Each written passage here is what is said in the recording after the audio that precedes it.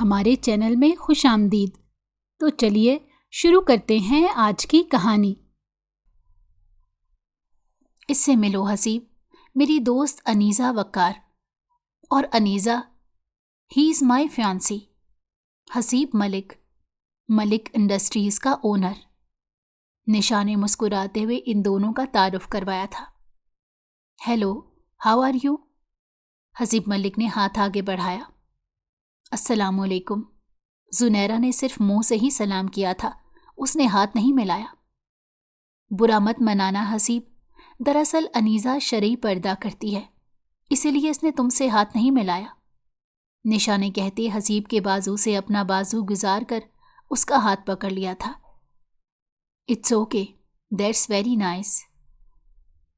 جان کر خوشی ہوئی کہ مس انیزہ وقار پردہ کرتی ہیں، مگر میرا ایک سوال ہے، پوچھ سکتا ہوں کیا؟ حسیب ملک انیزہ کو سراہتی ہوئی نظروں سے دیکھتے نشا سے کہنے لگا، شیور، وائی ناٹ؟ تمہیں اجازت لینے کی کوئی ضرورت نہیں۔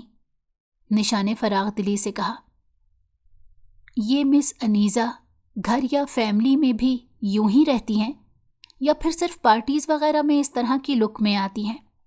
آئی مین اٹینشن سیک کرنے کے لیے؟ سب سے منفرد دکھنے کے لیے، حسیب نے کہا تھا۔ اس کی بات نشا کو تو سمجھ نہ آئی تھی، مگر انیزہ وقار اچھے سے سمجھ گئی تھی کہ آخر حسیب ملک کہنا کیا چاہتا ہے۔ اس نے شکوہ کناہ نظروں سے نشا کی طرف دیکھا تھا، جو اس کی نظروں کا مفہوم سمجھتی حسیب کی بات سمجھ گئی تھی۔ ایسا نہیں ہے حسیب، انیزہ سچ مچ شرعی پردہ کرتی ہے۔ صرف یہی نہیں بلکہ یہ حافظ قرآن بھی ہے۔ یہ کالج بھی یوں ہی آتی تھی۔ پہلے میں نے بھی اس کے بارے میں یہی سوچا کہ شاید یہ سب کی توجہ پانے اور سب سے منفرد نظر آنے کے لیے ایسا کرتی ہے، مگر ایسا نہیں تھا۔ یہ واقعی اسلامی لڑکی ہے۔ تمہیں پتہ ہے، میں نے تو اس کا نام بھی ملانی رکھا ہوا ہے، نشا نے تفصیلاً بتایا۔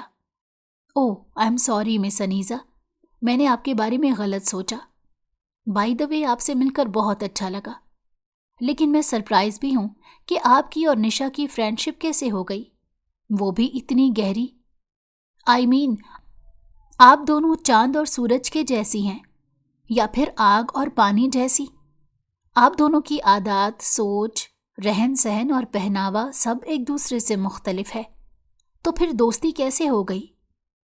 حسیب انیزہ میں کافی دلچسپی لے رہا تھا۔ یار حسیب، وہ لمبی سٹوری ہے، پھر سناؤں گی میں تمہیں فرصت میں۔ انیزہ تھوڑی دیر کے لیے آئی ہے، مجھے اس کے ساتھ گپ شپ لگانے دو، یہ ابھی چلی جائے گی۔ نشا حسیب کے پاس سے ہٹ کر اب انیزہ کے پاس کھڑی ہوئی تھی اور اس کا ہاتھ تھام لیا تھا۔ تو کیا یہ پوری پارٹی اٹینڈ نہیں کریں گی؟ حسیب نے سوال پوچھا۔ نہ جانے کیوں وہ انیزہ کی آواز سننا چاہتا تھا، مگر انیزہ اس پوری گفتگو کے دوران سلام کے علاوہ اور کچھ نہیں بولی تھی۔ نہیں حسیب، تمہیں لگتا ہے کہ یہ ہماری اس پارٹی میں فٹ ہو سکے گی؟ نشا نے چاروں طرف نظر گھماتے ہوئے کہا۔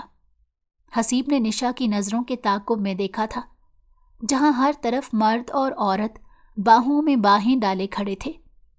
لڑکیوں نے کافی قابل اعتراض کپڑے پہن رکھے تھے، مگر یہاں پرواہ کسے تھی؟ یہ ایک ہائی کلاس پارٹی تھی، جو نشا انصاری کے والد جاوید انصاری نے نشا اور حسیب کی منگنی ہو جانے کے اعزاز میں رکھی تھی۔ ویسے بھی لکھپتی لوگ تھے، ایسے لوگوں کو بہانے چاہیے ہوتے ہیں ذرا سی بات پر پارٹیاں دینے کے۔ ان سب کو دیکھتے حسیب نے انیزہ کی طرف دیکھا تھا، جو اب ان سے تھوڑے سے فاصلے پر ہو چکی تھی۔ وہ نشا سے کوئی بات کر رہی تھی، مگر اس کی آواز بے حد مدھم تھی۔ کان لگانے کے باوجود بھی حسیب کو اس کی آواز سنائی نہیں دی تھی۔ تو کیا یہ لڑکی آواز کا بھی پردہ کرتی ہے کہ اس کی آواز کوئی نامحرم نہ سنے؟ حسیب ایک مرتبہ پھر سے حیران ہوا تھا۔ ایسا تو اس نے صرف کتابوں میں پڑھا تھا کہ پہلے زمانوں میں کچھ عورتیں اور لڑکیاں ایسی ہوتی تھیں کہ جن کے سر کے بال بھی کسی نے نہیں دیکھے تھے۔ آج کے زمانے میں کوئی لڑکی ایسا کیسے ہو سکتی تھی؟ حسیب سوچ کر رہ گیا تھا۔ وہ باقی سب کو دیکھنے لگا، مگر ان میں سے ہوتی ہوئی حسیب کی نظریں ایک مرتبہ پھر سے انیزہ پر جا ٹھہری تھیں۔ اس کی آنکھیں ہنوز جھکی ہوئی تھیں۔ نہ جانے کیوں اس کے دل میں شدت سے یہ خواہش پیدا ہوئی تھی کہ انیزہ پلکیں اٹھا کر ایک مرتبہ اس کو دیکھے، مگر ایسا نہ ہوا۔ وہ بے ساختہ اس کا نشا کے ساتھ مقابلہ کر بیٹھا تھا۔ نشا نے انتہائی چست لباس پہنا ہوا تھا جس کے بازو سرے سے ہی غائب تھے۔ اس لباس میں اس کے جسم کے سارے اعضاء واضح محسوس ہو رہے تھے۔ کندھوں سے تھوڑے نیچے آتے بال، جنہیں دوپہر میں ہی لیئر کٹ کروا کر ڈائی کروایا گیا تھا، بڑے بڑے آرٹیفیشل نیلز لگائے تھے۔ گہرے ڈارک میک اپ میں وہ کسی اور ہی دنیا سے آئی ہوئی مخلوق لگ رہی تھی، جبکہ اس کے برعکس انیزہ کا وجود ڈھیلے ڈھالے عبائے میں ڈھکا ہوا تھا۔ کوئی اندازہ نہیں لگا سکتا تھا کہ انیزہ کی باڈی شیپ کس طرح کی ہے اور کیسی ہے۔ اس کے ہاتھ اور پاؤں بھی کور تھے، صرف آنکھیں ہی نظر آ رہی تھیں، وہ بھی ڈھکی ہوئی۔ تھوڑی دیر بعد ہی دونوں ایک دوسرے سے گلے لگی تھیں۔ اس کے بعد نشا انیزہ کو چھوڑنے دروازے تک گئی تھی۔ کیا وہ اکیلی گئی ہے؟ حسیب نے پوچھا۔ ہاں نہیں، اس کا چھوٹا بھائی اسے لینے آیا تھا، اسی کے ساتھ گئی ہے۔ چلو آؤ، مجھے پارٹی انجوائے کرنی ہے۔ وہ دیکھو وہاں عروج کیسے ڈانس کر رہی ہے، مجھے بھی ڈانس کرنا ہے، نشا کہتے ہوئے حسیب کو اپنے ساتھ کھینچتے ہوئے اسٹیج کی طرف لے جانے لگی تھی۔ رکو یار نشا، نہیں کرنا مجھے ڈانس، مجھے یہ سب پسند نہیں ہے، اور تم بھی یہاں سب کے سامنے ڈانس نہیں کرو گی۔ کتنے سارے مرد ہیں یہاں، اور یہ تم نے کس طرح کے کپڑے پہنے ہیں؟ جاؤ پہلی فرصت میں یہ ڈریس چینج کر کے آؤ، حسیب نے نشا کو روکتے ہوئے کہا تھا۔ کیا ہو گیا ہے حسیب؟ پارٹی میں لوگ تو ہوتے ہی ہیں، اور میں کون سا پہلی مرتبہ ڈانس کرنے لگی ہوں؟ اینڈ ویٹ اے منٹ، یہ تمہیں میرے کپڑوں سے اچانک مسئلہ کیوں ہو گیا؟ ابھی تو تم میری تعریف میں زمین و آسمان کے کلابے ملا رہے تھے کہ میں تو پریوں کے حسن کو مات دے رہی ہوں، تو اب کیوں بدلنے کا کہہ رہے ہو؟ نشا نے حسیب کی آنکھوں میں دیکھتے ہوئے کہا تھا، جس میں واضح الجھن تھی۔ اس بات میں کوئی شک نہیں کہ تم پریوں کے حسن کو مات دے رہی ہو، لیکن مائی ڈارلنگ، تمہیں یہ حسن چھپا کر رکھنا چاہیے، کہیں کسی کی نظر ہی نہ لگ جائے۔ تم جانتی ہو نا کتنی محبت ہے مجھے تم سے۔ میں نہیں چاہتا میرے علاوہ کوئی اور تمہیں ان نگاہوں سے دیکھے۔ گھر کے اندر تم چاہے جن مرضی حالات میں رہو، مگر گھر کے باہر تمہیں آج کے بعد اس طرح کی ڈریس پہننے کی اجازت نہیں ہوگی۔ وہ نشا کے دونوں اطراف ہاتھ رکھتے ہوئے اسے سمجھاتے ہوئے بولا تھا۔ کیا تم شادی کے بعد بھی ایسے ہی رہو گے حسیب؟ نشا نے سوال کیا۔ کیا مطلب؟ کیسے؟ حسیب نے پوچھا۔ ایسے ہی شدت پسند، پابندیاں لگانے والے، نشا نے تھوڑے نروٹھے انداز میں کہا تھا۔ اسے حسیب کا یوں خود کو ٹوکنا پسند نہیں آیا تھا۔ نشا، میں کوئی پابندیاں نہیں لگا رہا یار، تمہیں اپنی پسند اور ناپسند بتا رہا ہوں۔ مجھے تمہارا اس طرح کا گیٹ اپ اور لوگوں سے یوں اتنا ملنا ملانا پسند نہیں ہے۔ وہ اپنی دوست کو دیکھا ہے کس طرح ڈھکی چھپی ہوئی رہتی ہے، سب سے الگ لگ رہی تھی وہ۔ حسیب نے انیزہ کا تصور ذہن میں لاتے ہوئے کہا۔ او اچھا، تو تم اس کی وجہ سے مجھے ڈیگریڈ کر رہے ہو؟ ویسے کچھ زیادہ ہی دلچسپی نہیں ہو گئی تمہیں اس میں؟ نشا کا انداز طنزیہ تھا۔ ایسی بات نہیں ہے نشا، بس وہ اس گیٹ اپ میں مجھے منفرد لگی تو میں نے کہہ دیا۔ ویسے تم خود اپنے دل سے پوچھو، کیا وہ خوبصورت دکھائی نہیں دے رہی تھی؟ حسیب نے صاف گوئی سے کام لیا تھا۔ ہاں میں مانتی ہوں وہ اس طرح الگ لک میں سب سے الگ الگ لگ رہی تھی، مگر اس سب کا مطلب یہ تو نہیں کہ تم اس کے لیے مجھے ڈیگریڈ کرو۔ ہر انسان کا رہن سہن، مزاج، عادات الگ ہوتی ہیں، ہر ایک اپنی آزادانہ سوچ کا مالک ہے۔ اس کی بھی الگ سوچ ہے اور میری بھی، اور اس لحاظ سے میری اپنی خواہشات، اپنی عادات ہیں۔ اب میں اس کے جیسی تو نہیں ہو سکتی نا، اور نہ ہی وہ میرے جیسی ہو سکتی ہے۔ نشا نے حسیب کو سمجھانا چاہا تھا، مگر حسیب تو جیسے کچھ سمجھنا ہی نہیں چاہتا تھا۔ نشا، میں نہیں چاہتا کہ تم بالکل اسی کے جیسی ہو جاؤ یا اس کی وجہ سے اپنے اندر کوئی تبدیلی لاؤ، مگر دیکھو نا تمہیں برا نہیں لگتا کیا جب لوگ یوں مڑ مڑ کر تمہارے وجود کو دیکھتے ہیں؟ حسیب نے نشا کا دھیان ارد گرد کروانا چاہا تھا۔ بہت سے لوگ ایسے تھے جو نشا کو ہی دیکھ رہے تھے۔ ہمارے سرکل میں یہ سب کچھ عام ہے حسیب، یہ سب نارمل ہے۔ یہ بات تم بھی اچھی طرح سے جانتے ہو اور میں بھی۔ جب تمہاری خود کی ماں اور بہنیں ایسی ہیں تو تمہیں مجھ میں کیڑے نظر کیوں آ رہے ہیں؟ نشا کا لہجہ نہ چاہتے ہوئے بھی تلخ ہوا تھا۔ ایسی کوئی بات نہیں ہے نشا، تم جانتی ہو میں ماما اور بہنوں سے بحث نہیں کر سکتا، مگر تمہیں سمجھانا تو میرا فرض ہے نا۔ تمہیں برا لگا تو آئی ایم سوری، میں دوبارہ تم سے ایسی کوئی بات نہیں کروں گا۔ اوکے، اب خوش؟ حسیب نے نشا کا روٹھا ہوا چہرہ دیکھتے اسے اپنے حصار میں لیتے مسکراتے ہوئے کہا۔ نشا کھلکھلا کر ہنس پڑی تھی۔ ویسے حسیب ایک بات کہوں؟ نشا بولی۔ اس کا لہجہ شرارت آمیز تھا۔ ہاں کہو۔ حسیب اس کی زلفوں کو ہاتھ کی مدد سے پیچھے کرتے ہوئے بولا۔ میں سوچ رہی ہوں کہ تمہیں نہ مجھے چھوڑ کر انیزہ جیسی کسی ملانی سے ہی شادی کرنی چاہیے۔ اپنی بات مکمل کرتے نشا ہنستے ہوئے وہاں سے بھاگ گئی، مگر وہ نہیں جانتی تھی کہ اس کی یہ شرارت میں کہی گئی بات اس پر کس قدر بھاری پڑنے والی تھی۔ وہ وہاں سے چلی گئی تھی، مگر حسیب وہیں کھڑا کافی دیر تک اسی بابت سوچتا رہا تھا۔ ویسے اس بات میں کوئی قباحت نہیں ہے، میں انیزہ سے شادی کر سکتا ہوں، وہ اچھی بھلی ہے، پردے دار ہے۔ حسیب نے خود سے کہا تھا۔ لیکن کیا وہ مجھ سے شادی کر لے گی؟ حسیب کے اندر سے آواز آئی۔ کیوں نہیں کرے گی؟ مجھ سا امیر اور ہینڈسم شخص اسے ڈھونڈنے پر بھی نہیں ملے گا۔ ہر ایک میرے جیسا خوش قسمت نہیں ہوتا کہ جس کے پاس دولت بھی ہو اور حسن بھی ہو۔ یہ میں ہی ہوں جو نشا کے سوائے کسی کو گھاس نہیں ڈالتا، ورنہ جتنا میرے پاس پیسہ اور حسن ہے اس وقت میں لڑکیوں کے جھرمٹ سے گرا ہوا ہوتا، ہر ایک میرے آگے پیچھے بچھ رہی ہوتی۔ حسیب نے ارد گرد دیکھتے خود سے کہتے ہوئے فخریہ اپنے کالر جھاڑے تھے۔ نشا اگر اسے خود پسند کہتی تھی تو اس میں کچھ غلط نہیں تھا۔ حسیب ملک واقعی ایک شدت پسند اور خود پسند شخص تھا، جسے سب سے زیادہ محبت صرف اپنی ذات سے تھی، جو سب سے زیادہ صرف اپنے بارے میں ہی سوچتا تھا۔ حسیب کہاں کھو گئے ہو؟ میں کب سے آوازیں دے رہی ہوں، آ جاؤ، کھانا لگ گیا ہے، مل کر کھاتے ہیں، سچ میں مجھے تو بہت بھوک لگی ہے۔ نشا کے بولنے پر حسیب چونک کر اپنے خیالوں کی دنیا سے باہر آیا تھا اور پھر نشا کے ساتھ چلتے ہوئے کھانے کی میز پر آیا۔ نشا نے سب کے درمیان والی ٹیبل کا انتخاب کیا تھا، جو خاص ان دونوں کے لیے ہی لگائی گئی تھی، تاکہ وہاں سے وہ سب کو دکھ سکیں۔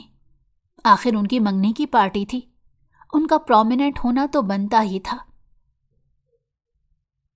نشا انصاری ایک جانے مانے بزنس مین جاوید انصاری کی بیٹی تھی۔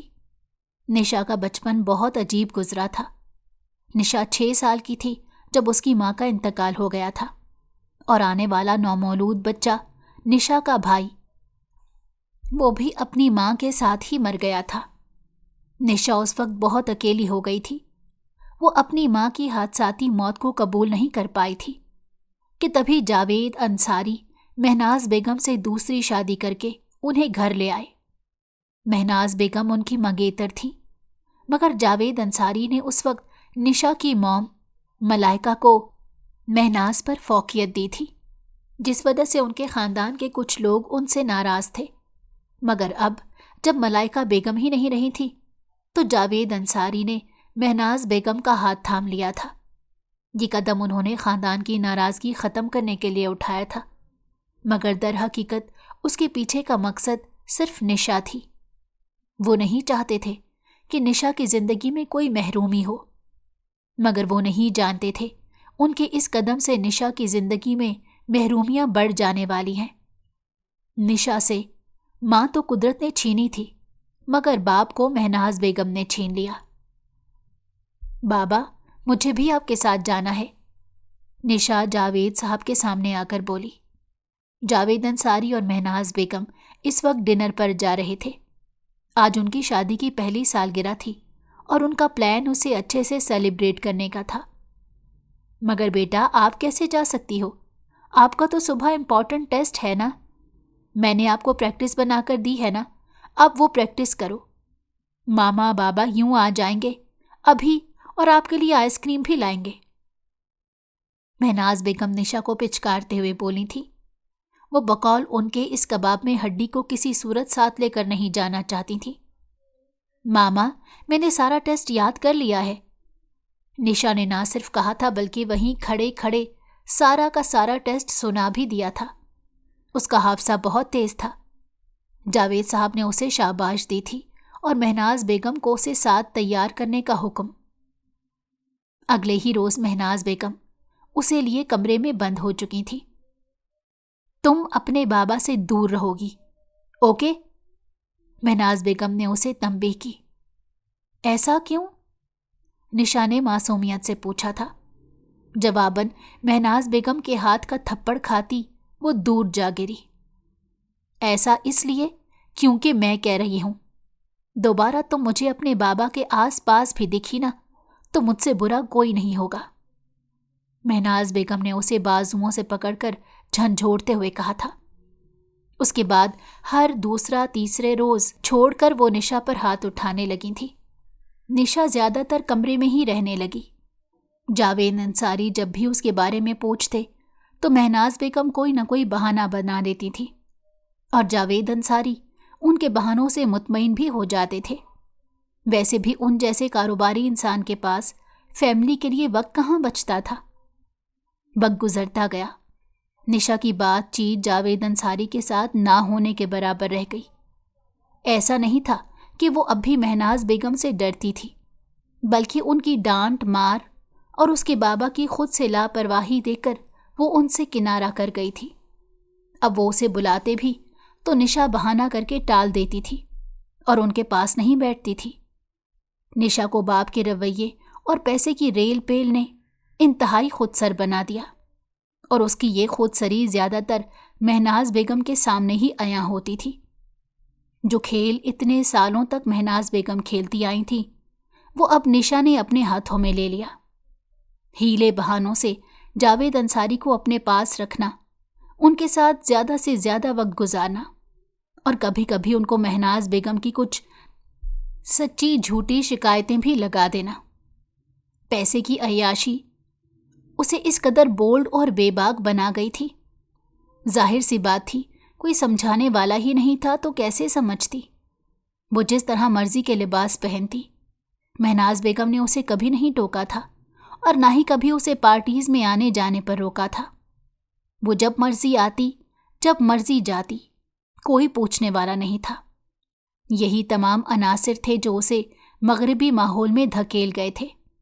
لیکن اس سب کے ساتھ ساتھ نشا نے جاوید انصاری کے دل میں وہ جگہ بنا لی تھی جو مہناز بیگم کے لاکھ چاہنے کے باوجود بھی ان کے بیٹے نہ بنا سکے تھے۔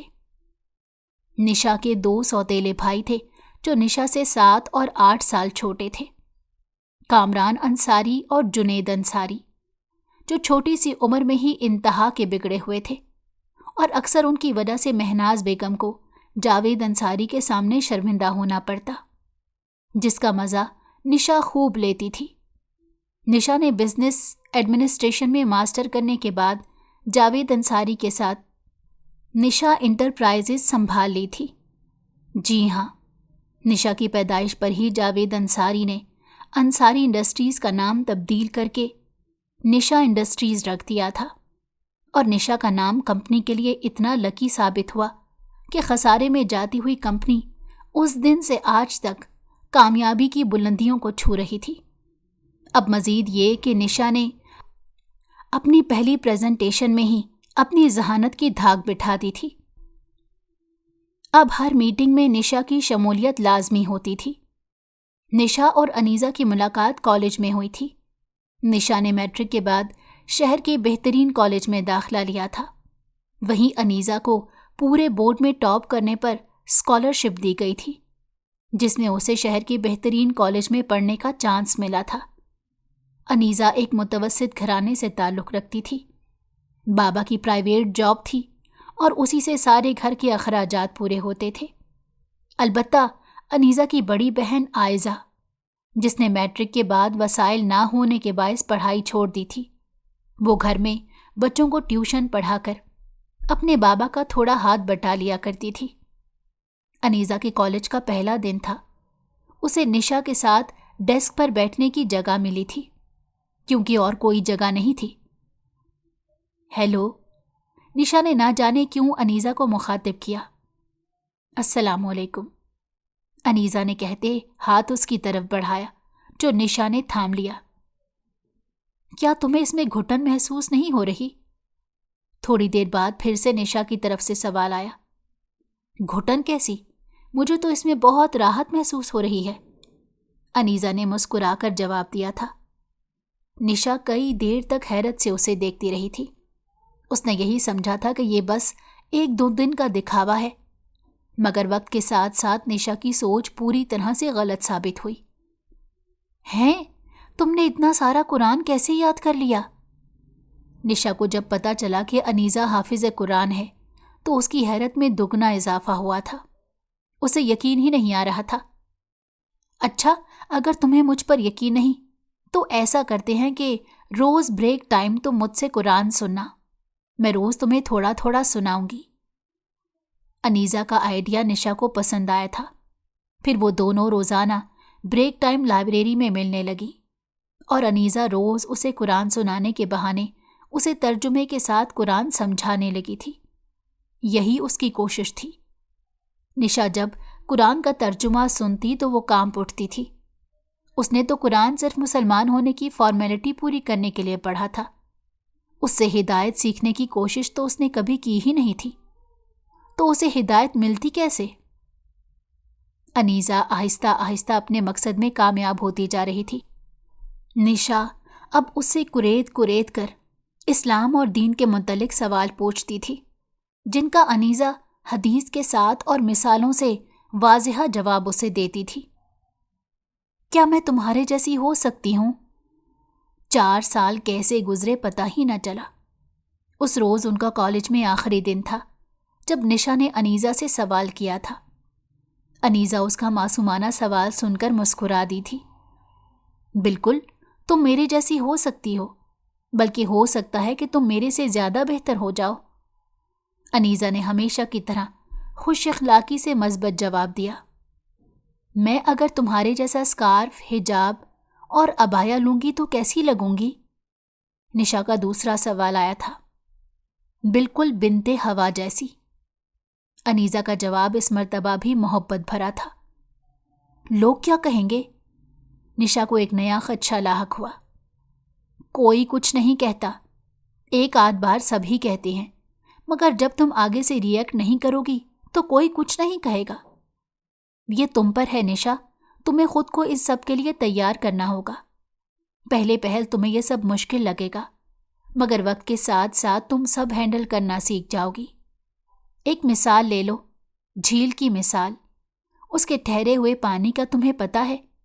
جھیل کو اسی لیے جھیل کہتے ہیں کہ اس کا پانی ہمیشہ ٹھہرا ہوتا ہے، بغیر کسی شور اور بغیر کسی آواز کے۔ اس میں نہ تو دریاؤں جیسا شور ہوتا ہے اور نہ ہی سمندر جیسی طوفانی لہریں۔ اس میں سکوت ہوتا ہے، موت کے سناٹے جیسا سکوت۔ لیکن اس کا مطلب یہ نہیں کہ وہ مردہ ہے۔ اس کے سینے میں بھی کئی راز ہوتے ہیں، اور وہ بہت شور ہوتا ہے جو اس نے اپنے سینے میں دفن کیا ہوتا ہے۔ تم نے دیکھا ہوگا بہت سے لوگوں کو جنہیں جھیل کا یہ سکوت پسند نہیں آتا، وہ اس میں پتھر پھینکتے ہیں جس سے ان کی سطح پر ارتعاش پیدا ہوتا ہے اور آوازیں آتی ہیں اور لہریں بنتی چلی جاتی ہیں۔ یہ لہریں دیکھنے اور اس کی سطح پر ہونے والے ارتعاش کی آواز سننے کے لیے لوگ بار بار اس میں پتھر پھینکتے ہیں اور بار بار یہی عمل دہراتے ہیں۔ لیکن سوچو کہ جب جھیل پر برف کی تہہ جم جاتی ہے تو چاہے اس پر پتھر مارے جائیں یا پھر کنکر، نہ تو اس کی سطح میں ارتعاش پیدا ہوگا اور نہ ہی لہریں بنے گی۔ اس طرح کوئی بھی ایک مرتبہ کے بعد دوبارہ پتھر نہیں پھینکے گا۔ ہمیں بھی اسی جھیل کی طرح بننا ہے جس پر برف کی تہہ جمی ہوئی ہو۔ کوئی کچھ بھی کہے، ہمیں بالکل ساکت رہنا ہے، نہ کوئی ارتعاش، نہ کوئی لہر۔ سمجھ آئی میری بات؟ انیزا نے بات ختم کرتے نشا کے چہرے کی طرف دیکھا تھا، جس پر لاتعداد شکنوں کا جال بکھرا ہوا تھا۔ میں کوشش کروں گی ملانی، نشا نے کمزور سے لہجے میں کہا تھا۔ انیزا نے ایک گہری سانس خارج کی تھی۔ وہ جانتی تھی کہ کس سوسائٹی سے نشا بلونگ کرتی تھی۔ وہاں پر یہ سب کرنا بہت مشکل تھا، مگر منزل کی کامیابی پہلی سیڑھی کی ہی مرہون منت ہے۔ اب دیکھنا یہ تھا کہ انیزا اس سیڑھی پر چڑھتی ہے یا نہیں۔ یہ اسے آج کیوں نیک پرہیزگار بننے کا دورہ پڑ گیا ہے؟ آگے پیچھے تو اس کے بدن پر برائے نام کپڑے ہوتے تھے، اور آج کیسے اپنے گرد تمبو لپیٹ لیا؟ یہ تبصرہ کرنے والی مہناز بیگم تھی، جو نشا کو دیکھتے ہی حیران ہو گئی تھی۔ کالج ختم ہوئے 2 مہینے ہو چکے تھے۔ انیزا نے آگے پڑھائی نہ کی تھی۔ آج نشا انیزا سے ملنے جا رہی تھی تاکہ اسے سرپرائز دے سکے۔ اس نے عبایا، اسکارف، حجاب، گلوز سب منگوا لیا تھا، اور اب جب وہ یہ سب پہن کر گھر سے باہر نکلنے ہی والی تھی کہ تبھی مہناز بیگم کی آواز کانوں میں پڑتے ہی اس کے قدم پہلی ہی سیڑھی پر ڈگمگا گئے تھے۔ پہلے جو تھا وہ میرا ماضی تھا اور میری غفلت تھی۔ اب میں اپنے اصل کو پہچان گئی ہوں، اور اب سے میں ایسے ہی رہوں گی۔ نشا نے اپنے لڑکھڑاتے قدموں اور لڑکھڑاتے لہجے کو سنبھالنے کی کوشش کی۔ او بی بی، اب یہ نیک نیتی کے ڈرامے کرنا بند کرو۔ تمہارے حسن کے نظارے نا پوری دنیا نے دیکھے ہوئے ہیں، جو تم یوں تنگ جینز اور چھوٹی چھوٹی شرٹس پہن کر گھومتی رہی ہو۔ اللہ معاف کرے، ساری عمر تمہارے بازو سے کندھوں تک کپڑا غائب رہا، اور آج ہاتھوں کی انگلیاں تک چھپا لی۔ بڑی آئی شرعی پردہ کرنے والی، پہلے اپنے پچھلے اعمال پر تو نظر ڈال لو۔ مہناز بیگم نے نہ جانے کون کون سے زمانے کی جلن نکالی تھی۔ نشا پہلے ہی قدم پر لڑکھڑا کر گر گئی، اور پھر اس نے کبھی دوبارہ اٹھنے کی کوشش نہیں کی تھی۔ حالانکہ انیزا اکثر اسے سمجھاتی کہ مضبوط بنو اور دنیا کو فیس کرنا سیکھو، مگر اس معاملے میں نشا اب تک ناکام رہی تھی۔ پچھلے ہفتے ہی نشا کی حسیب کے ساتھ منگنی ہوئی تھی۔ انیزا منگنی پر نہ آئی، مگر آج نشا کی ضد کرنے پر وہ آ گئی تھی۔ آنٹی، حسیب کہاں ہے؟ وہ نہ تو میری کالز اٹھا رہا ہے اور نہ ہی میرے میسیجز کا جواب دے رہا ہے۔ سب ٹھیک ہے نا؟ نشا، جو 4 دن سے حسیب سے بات نہ کرنے پر پریشان تھی، آج حسیب کے گھر آ گئی تھی۔ وہ تو گھر پر ہی ہے، اور بات کیوں نہیں کر رہا؟ تم دونوں میں کوئی بات ہوئی ہے؟ ویسے تو وہ مجھے خوش لگ رہا ہے، تم جا کر مل لو۔ حسیب کی موم نبیلہ طارق نے اسے حسیب کے کمرے میں جانے کا کہا تھا۔ وہ کمرے میں آئی تو کمرہ خالی تھا، البتہ بیڈ پر ادھ کھلی ڈائری کو دیکھتے نشا کو خوشگوار حیرت ہوئی تھی۔ یہ شخص کب سے ڈائری لکھنے لگا؟ نشا نے خود کلامی کی اور آگے بڑھتے ڈائری اٹھا لی تھی، جس پر جگہ جگہ حسیب نے ذکر کر رکھا تھا کہ کاش نشا خود کو بدل لے۔ نشا نے افسوس سے ہاتھ میں پکڑی ڈائری کو دیکھا اور پھر واش روم کے بند دروازے کو۔ وہ بغیر حسیب سے ملے واپس آ گئی تھی۔ نشا، کہاں جا رہی ہو اتنی جلدی؟ حسیب سے ملی؟ نبیلہ طارق نے سوال پوچھا۔ نہیں آنٹی، وہ دراصل مجھے ایک ضروری کام یاد آ گیا ہے، میں پھر آؤں گی۔ نشا نے بہانہ بنایا اور وہاں سے نکل گئی۔ اب وہ اس چھت تلے 1 سیکنڈ کے لیے بھی نہیں رک سکتی تھی۔ دوسری طرف حسیب بڑی آسانی سے انیزا کا نمبر نکلوا چکا تھا۔ اب وہ بہت مسرور تھا۔ اس نے فون اٹھایا جہاں نشا کی لاتعداد کالز آئی ہوئی تھیں۔ حسیب نے اس کی تمام کالز کو پوری طرح سے اگنور کر دیا تھا۔ I am very busy, Nisha free ہو کر کال بیک کروں گا۔ چیٹ کھولتے اس نے نشا کے میسیجز کو پڑھے بغیر ہی اسے رپلائی دے دیا، اور پھر انیزا کے نام پر سلام کا میسیج بھیجا۔ انیزا اس وقت گھر کے کام نپٹانے کے بعد مشکل سے بیٹھی تھی جب چھوٹے احسن نے اسے فون لا کر پکڑایا۔ باجی، کوئی میسیج آیا ہے، احسن نے کہا۔ ٹھیک ہے، تم جاؤ، انیزا نے اسے فون لے کر کہا۔ मैसेज ओपन किया तो अनजान नंबर था।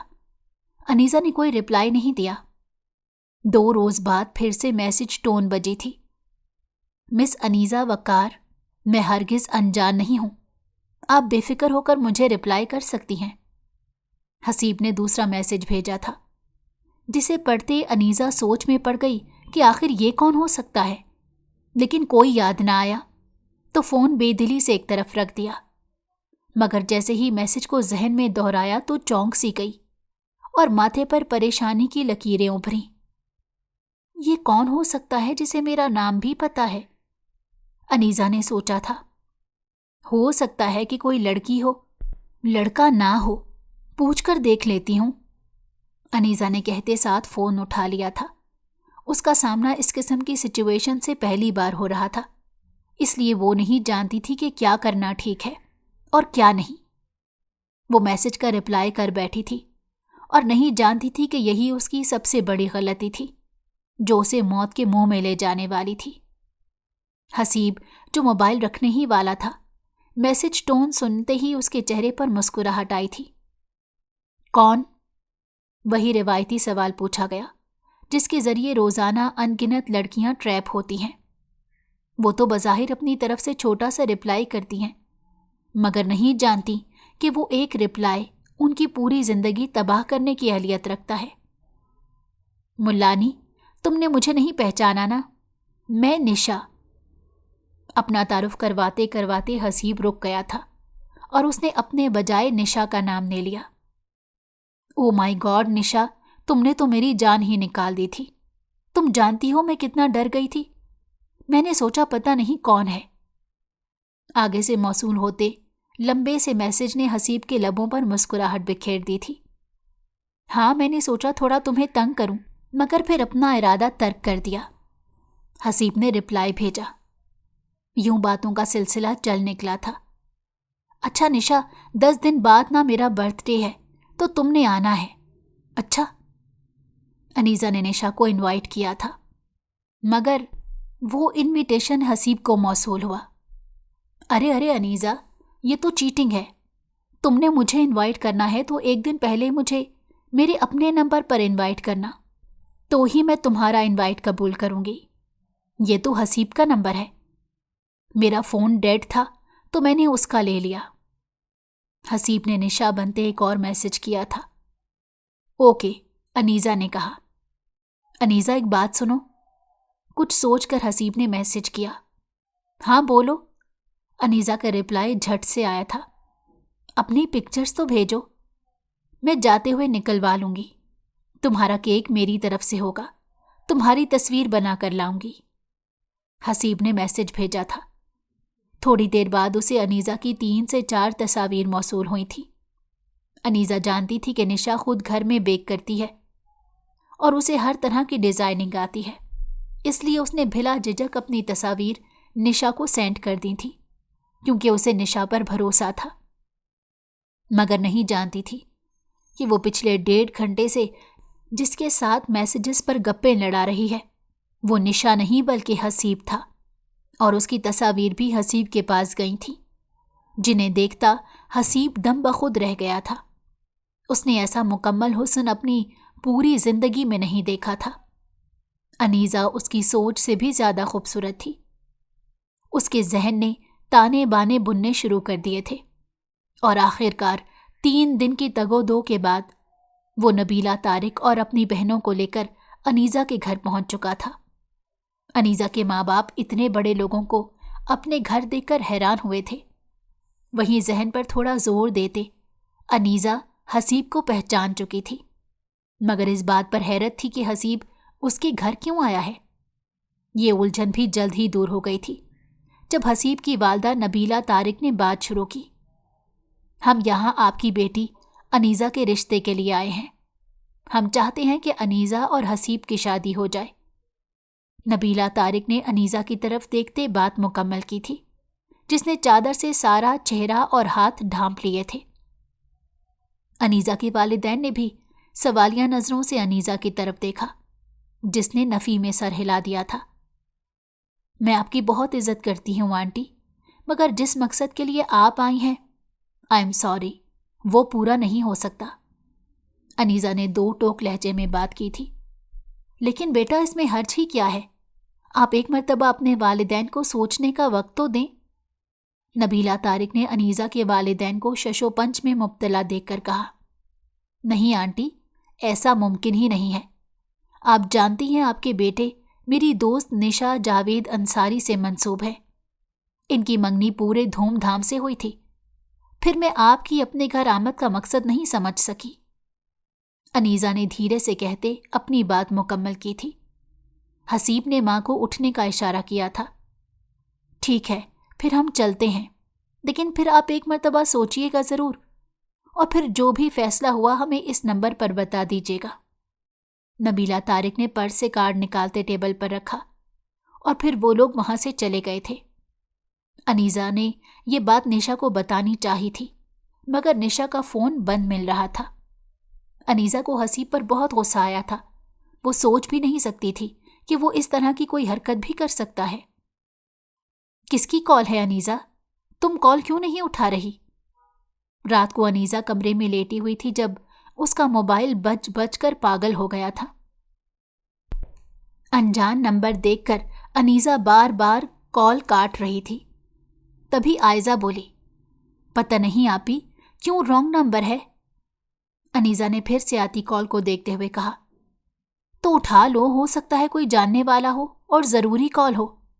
آئزہ نے کہا، نہیں آپی چھوڑیں، اگر کوئی جاننے والا ہوا اور اسے واقعی کوئی ضروری کام ہوا تو وہ بابا کے فون پر کال کر لے گا۔ انیزا نے کہتے فون سوئچ آف کرتے ڈرا میں ڈالا تھا اور لیٹ کر آنکھیں موند لی تھیں۔ اگلی صبح جب اس نے موبائل آن کیا تو واٹس ایپ پر آئے نوٹیفیکیشن دیکھتے انیزا کی اوسان خطا ہوئے۔ اس کی تصاویر جو اس نے کچھ دن پہلے نشا کو بھیجی تھی وہ ساری اس وقت اسے انجان نمبر سے موصول ہوئی تھی۔ اس نے واٹس ایپ کھولا تھا۔ انیزا وقار، تمہارا پردہ میرے آگے تو ٹوٹ ہی چکا ہے، اس لیے بہتر یہی ہے کہ تم مجھ سے شادی کر لو، کیونکہ میں تمہارے حسن کا دیدار کر چکا ہوں۔ تمہارے پاس انکار کا آپشن نہیں ہے۔ پھر بھی تم نے انکار کیا تو تمہاری ان حسین تصویروں کی ایڈیٹنگ میں جس طرح کروں گا شاید وہ تمہیں پسند نہ آئے۔ تم سمجھ رہی ہو نا میں کیا کہنا چاہ رہا ہوں؟ تمہارے پاس صرف 1 دن کا وقت ہے، سوچ لو، ورنہ کل تمہارے چہرے پر اریاں بدن کی تصاویر نیٹ پر پوری دنیا دیکھے گی۔ حسیب کا وائس نوٹ سنتے ہی موبائل انیزا کے ہاتھوں سے چھوٹ کر گرا تھا۔ وہ چہرہ ہاتھوں میں چھپائے پھوٹ پھوٹ کر رو دی تھی۔ نشا کو کال کی تو نمبر ہنوز بند تھا۔ اس کے گھر کال کرنے پر پتہ چلا کہ وہ آؤٹ آف کنٹری ہے۔ انیزا بہت بڑی مصیبت میں پھنس چکی تھی۔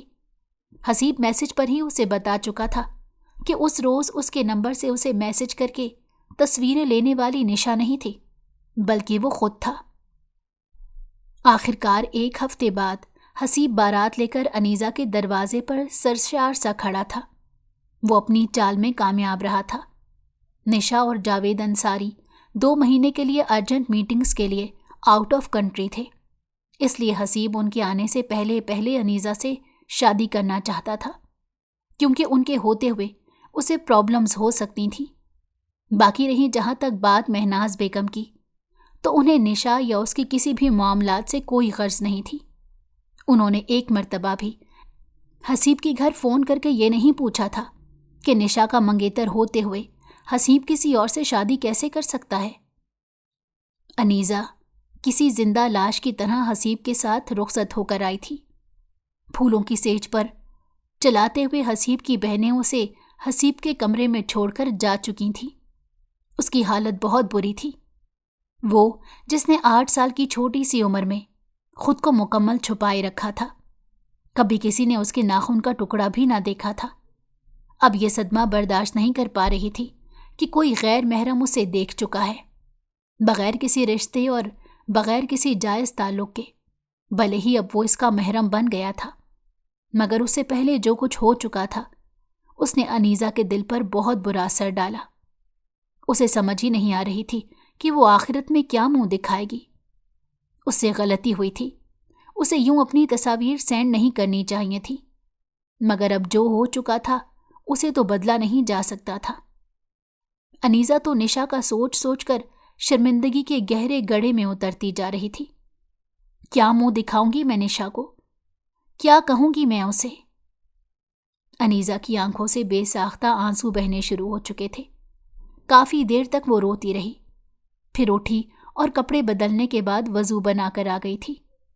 سفید کپڑے پہنے، سفید ہی دوپٹے کو اس نے حجاب کی صورت میں اپنے چہرے کے گرد لپیٹا تھا اور جائے نماز بچھا کر نماز کی نیت باندھ لی تھی۔ حسیب بہنوں اور دوستوں سے جان چھڑاتے گنگناتے ہوئے کمرے میں داخل ہوا تھا تو خالی بیڈ اس کا منہ چڑھا رہا تھا۔ زیورات سارے ڈریسنگ پر بکھرے پڑے تھے۔ اسے انیزہ نظر نہیں آئی تھی۔ وہ اسے آواز دیتا بیڈ کی سائڈ پر آیا تو دیکھا کہ انیزہ سجدے میں تھی۔ حسیب کو دکھ ہوا تھا کہ اس نے یوں اس کے دیکھے بغیر ہی چینج کر لیا تھا، مگر کیا ہو سکتا تھا؟ اس نے افسوس سے بالوں میں ہاتھ پھیرا اور اپنے کپڑے لے کر واش روم چلا گیا۔ 10 منٹ بعد جب وہ واپس کمرے میں آیا تو انیزہ اب تک سجدے میں تھی۔ حسیب آ کر صوفے پر بیٹھ گیا اور سگریٹ سلگا لی اور صوفے کی پشت سے ٹیک لگا لی تھی اور انیزہ کے بارے میں سوچنے لگا تھا۔ اسی اثنا میں اس کی آنکھ لگ گئی تھی۔ اس کی آنکھ فجر کی اذانیں سن کر کھلی تھی۔ اس نے خود کو صوفے پر ہی پایا تھا، البتہ اب تک بیڈ ویسے ہی خالی پڑا تھا اور سجاوٹ جوں کی توں تھی۔ یہ کہاں گئی؟ حسیب نے اٹھتے ہوئے انیزہ کے بارے میں سوچا۔ انگڑائی لیتے وہ سائڈ پر آیا تو انیزہ کو سجدے میں دیکھ کر حیران ہوا تھا۔ انیزہ وقار، میں جانتا ہوں تم بہت نیک ہو، مگر اتنی بھی نیکیاں اچھی نہیں کہ تم شوہر کا حق ہی مار لو۔ ساری زندگی کی نمازیں آج ہی پڑھنی ہیں کیا؟ حسیب نے کہا تھا، مگر انیزہ کی طرف سے کوئی جواب نہ پا کر وہ متفکر ہوا۔ انیزہ، انیزہ، وہ اس کے پاس آتا اسے آوازیں دینے لگا۔ جو ہی حسیب کا ہاتھ انیزہ سے ٹکرایا، انیزہ ایک طرف کو گری تھی۔ اس کی پوری آنکھیں کھلی ہوئی تھیں۔ حسیب نے پہلی مرتبہ اس کی یوں کھلی ہوئی آنکھیں دیکھی تھیں، کانٹ سی گہری بھوری آنکھیں جن میں درد کی خطیر داستان رقم تھی۔ انیزہ، انیزہ اٹھو، اٹھو انیزہ، کیا ہوا ہے؟ حسیب اس کی آنکھوں سے ہٹتا اس کا چہرہ تھپ تھپانے لگا، مگر بے سود۔ اس کا پورا وجود بے جان اور ٹھنڈا پڑا ہوا تھا۔ آئی ایم سوری، دل بند ہونے کی وجہ سے 6 گھنٹے پہلے ان کی ڈیتھ ہو چکی ہے۔ ڈاکٹر نے حسیب کے شانے پر ہاتھ رکھتے اسے جان لیوا خبر سنائی تھی۔ حسیب کا شدت پسندی اور خود پسندی کا بت اپنے پورے قد کے ساتھ زمین بوس ہوئے تھے۔ وہ گھٹنوں کے بل زمین پر بیٹھ گیا۔ 1.5 سال بعد، نشا پلیز مجھے معاف کر دو اور اسے بھی کہو کہ مجھے معاف کر دے، میں بہت بے چین ہوں، حسیب روتے ہوئے نشا سے کہہ رہا تھا۔ کبھی نہیں حسیب ملک، مجھے تم پر کبھی ترس نہیں آئے گا، میں اتنی ظرف والی نہیں۔ تم سے شادی میں نے صرف اپنی دوست کا بدلہ لینے کے لیے کی ہے۔